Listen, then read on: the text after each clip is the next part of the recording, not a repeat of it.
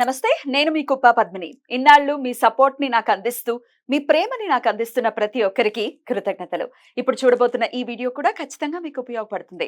Like, share and subscribe చేసి మీ ఇష్టాన్ని అలాగే మీ సపోర్ట్‌ని నాకందించండి. అలాగే ఈ వీడియో పట్ల మీ అభిప్రాయాన్ని కామెంట్ సెక్షన్‌లో కామెంట్ చేసి నాకు తెలియజేయండి. నమస్తే. నమస్తే. Welcome to our channel. నేను పద్మిని. ప్రస్తుతం మనతో పాటు ప్రముఖ ఆధ్యాత్మికవేత్త, వాస్తు జ్యోతిష పండితులు, లలిత ఉపాసకులు, వాస్తు జ్యోతిష శిక్షణ నిపుణులు బ్రహ్మశ్రీ నానాజీ పట్నాయక్ గారు మనతో పాటు ఉన్నారు. మాట్లాడదాం. సార్ నమస్తే సార్. శ్రీమాత్రే నమః. సార్, సకల చరాచర సృష్టిలో ఉన్నటువంటి జీవులు 27 నక్షత్రాల్లోనే పుడతాయి.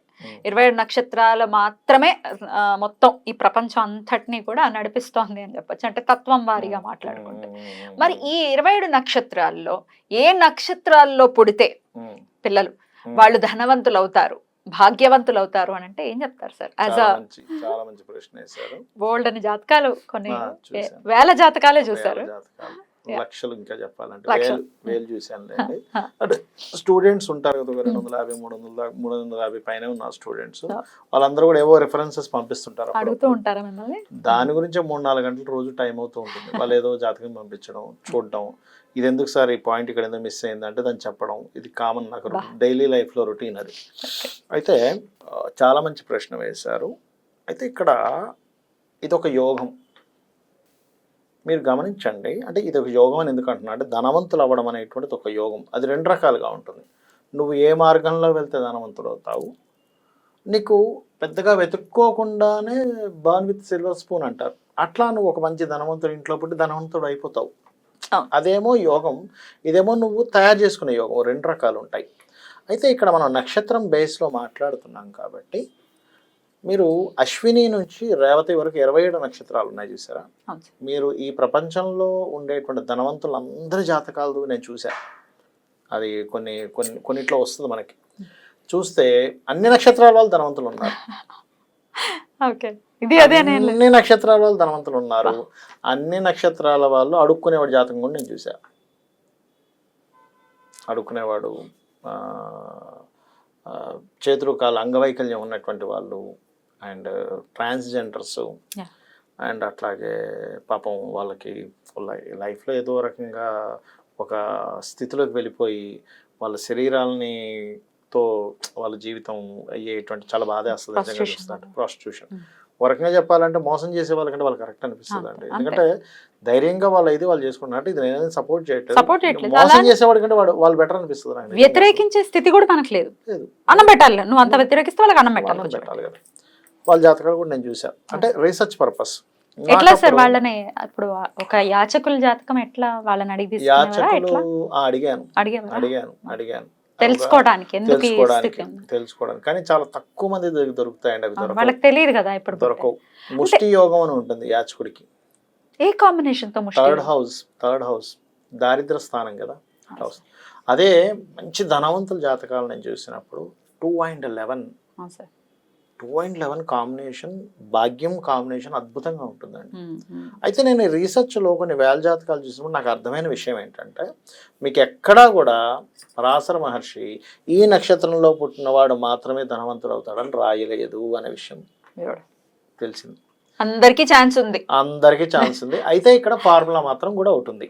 అదేమిటి అంటే, పాయింట్ నెంబర్ 1, ఆ జాతకులకి ధనయోగం గనక బలంగా, అంటే ధనాధిపతి, పంచమాధిపతి అంటే లక్ష్మీ అధిపతి, అండ్ భాగ్యాధిపతి, లాభాధిపతి, కొన్నిసార్లు దశమాధిపతి కూడా ఇస్తాడు, అంటే కెరియర్ పరంగా ఎదిగేవారు. ఇవి గనక కరెక్ట్గా ఉండి వాళ్ళకి కరెక్ట్ ఏజ్లో రావాలి. మళ్ళీ ఇవి అంటే అట్లాగా ఓ 20వ ఏట నుంచి ఒక 45-50 ఏట మధ్యలో వస్తాయి ఆ దశలు, కలిసి వస్తుంది. చిన్నప్పుడు ఎప్పుడో అయిపోయింది, తల్లిదండ్రులు కలిసి వస్తుంది అప్పుడు మహా అంటే కొంతవరకు, లేదా ఎప్పుడో 70 ఏళ్ళకి వచ్చింది, KFC వాళ్ళకి కలిసి వచ్చినట్టుగా వస్తుంది. KFC అతను అదే కదా పరిస్థితి, 70వ ఏట అయ్యాడు. లక్ ఎవరంటే 20-25 ఏళ్ల వయసులో ధనయోగం పడితే వాళ్ళు బెస్ట్. అంటే అక్కడ ఏంటంటే మీకు వయసు ఉంది అనుభవించడానికి, ధనము ఉంది. అయితే ఇది ఒక రకం. ఇంకొంతమందికి ఎట్లా అంటే, వాళ్ళు ధనవంతులు ఎలా అయ్యారు అనేటువంటిది నేను వాళ్ళ జాతకాల రీసెర్చ్ తీసుకుంటే, వాళ్ళకి ధనయోగం ఇచ్చే రూట్లో వాళ్ళు ఉంటున్నారు. అంటే నేను మీకు చిన్న ఎగ్జాంపుల్ చెప్తాను చూడండి. ఒకతను ఇది దాదాపుగా ఒక 12 ఏళ్ళు అవుతుంది, ఆల్మోస్ట్ 12-13 years బ్యాక్ విషయం ఇది నేను మీకు చెప్పేది. ఆయన ఏం చేశాడంటే ఊర్లో ఉన్నటువంటి ఒక పొలాన్ని అమ్మేసి ఇక్కడికి వచ్చి ఒక ఫస్ట్ హోటల్ పెట్టాడు. బాగా ఖర్చు పెట్టి అసలు రూపాయి రాలేదు, పోయే డబ్బులను పోతే ఇంక ఇట్లా కాదు దాన్ని అమ్మేశాడు. ఎంతో కొన్ని డబ్బులు వచ్చాయి. ఆ డబ్బులతో తీసుకెళ్ళి ఆయన కూరగాయల షాప్ పెట్టాడు. ఆయన దరిద్రం ఏంటో 2 బిజినెస్ పెడితే 2 బిజినెస్లో డబ్బులు పోయాయి. ఇట్లా కాదని ఆయన ఏం చేశాడంటే ఏంటిది నేను ఇంత నిజాయితీగా ఉన్నాను అంటే అతని బాధ ఏంటంటే నేను మంచి సెంటర్లో పెట్టాను హోటల్, మంచి క్వాలిటీతో ఇచ్చాను, ఎంత మంచి క్వాలిటీ అయినా అంత మంచి క్వాలిటీ, పక్కన క్వాలిటీ ఇవ్వకపోయినా వాడు నడిచింది, నాకెందుకు నడవలేదు, ఏమిటి దరిద్రం ఏమిటి. సరే దాని తర్వాత కూరగాయలు తీసుకొచ్చి అమ్మినా సరే కూరగాయలు ఏమవుతుంది, హోటల్ బిజినెస్ కూరగాయల బిజినెస్ పరిస్థితి ఏంటంటే అమ్మితే అదే రోజు అమ్మాలి నువ్వు. హోటల్ నెక్స్ట్ డేకి అమ్మడానికి లేదు. అన్నం ఇవాళ ఉండే ఇవాళే అమ్మాలి, కూర ఇవాళ ఉండే ఇవాళ నేను రేపు అమ్ముకుంటా అంటే కుదరదు. ఏదైనా బట్టలు లేకపోతే కాస్మెటిక్స్ లేకపోతే వస్తువు అయితే మీరు రేపు కాదు నెల తర్వాత అమ్మవచ్చు. అన్నానికి ఛాన్స్ ఉండదు. ఇడ్లీ చేసావు పొద్దున్న నుంచి మధ్యాహ్నం లోపల అమ్మాయి, నేను నైట్ అమ్ముతా అన్నా కుదరదు, పాడైపోతుంది. కూరగాయ కూడా అంతే, 2-3 రోజులు 4వ రోజు దాటిందంటే కులిపోయింది. ఆయన 2 బిజినెస్లు అలాంటివి చేశాడు, మంచి పెట్టినా కూడా పోలేదు, ఆయన టైం అది. తర్వాత ఏం చేశాడంటే ఇట్లా కాదులే ఊరెళ్ళిపోదాము అని అనుకొని అతనికి ఒక ఫ్రెండ్ నాకు తెలిసిన పర్సన్ అనమాట, అతని త్రూగా ఒకసారి ఆయన చెప్పించుకోవడానికి కూడా రాలేదు యాక్చువల్గా.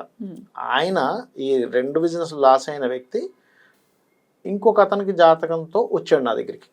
వచ్చినప్పుడు నేను ఆయనకి అసలు చెప్పను కూడా చెప్పలేదు, మామూలుగా ఆయన పక్కన కూర్చుని నేను చెప్తున్నా ఇన్సిడెంట్స్ కొన్ని మ్యాచ్ చేస్తాను చెప్తుంటాం కదా. చెప్తున్నప్పుడు మీరు ఈ రూట్లో వెళ్ళండి డబ్బులు వస్తాయి, ఆ రూట్లో వెళ్తే రావు అని ఇతనికి వేరే దాని గురించి చెప్తున్నాను నేను. అంటే ఆయన ఏదో ఎందులో ఇన్వెస్ట్మెంట్ చేస్తానంటే మీరు ల్యాండ్స్ మీద పెట్టకండి, బికాస్ ఆఫ్ మార్స్ మీకు పాడయ్యాడు, కట్టిన గృహం మీద పెట్టండి అని చెప్తున్నా. అదేమిటి 2 ఒకటే కదా అని అడిగిన. లేదు సార్, అది గృహం అంటే is Venus, land is Mars. So ఈయన మార్స్ పాడయ్యాడు, ల్యాండ్స్ మీద పెడితే కబ్జాకో దానికి గురవుతుంది, వీనస్ అయితే గృహం కట్టిన గృహం కాబట్టి రాదు అంటే ఇది అన్నిటికీ వర్తిస్తుందా అని అడిగిన. ఇది సరదాగా వచ్చాడు ఆయనతో పాటు ఈ 13 ఏళ్ల క్రితం. అన్నిటికీ వర్తిస్తుందా అండి, అన్నిటికీ వర్తిస్తుందా అంటే బిజినెస్ కూడా వర్తిస్తుందా అన్నాడు. వర్తిస్తుంది అన్నాడు. లేదు నా జాతకం చూడండి అన్నాడు. జాతకం చూసి నేను మీరు ఫుడ్ బిజినెస్లోకి మాత్రం వెళ్ళకండి సార్, మీరు టీచింగ్లోకి వెళ్ళండి అన్నా. నేను చదువుకోలేదు సార్, నేను అక్కడ టీచింగ్ చేస్తా అన్నాడు. స్కూల్ పెట్టచ్చు కదా అన్నది. నాకు చదువు రాదు కదా సార్, ఎలా పెడతాను. ఇప్పుడు స్కూల్స్ పెట్టిన వాళ్ళందరూ చదువుకున్నారా అని అడిగా. ఇప్పుడు స్కూల్స్ పెట్టిన ప్రతి ఒక్కరిని చదువుకున్న వాళ్ళు కాదు కదా.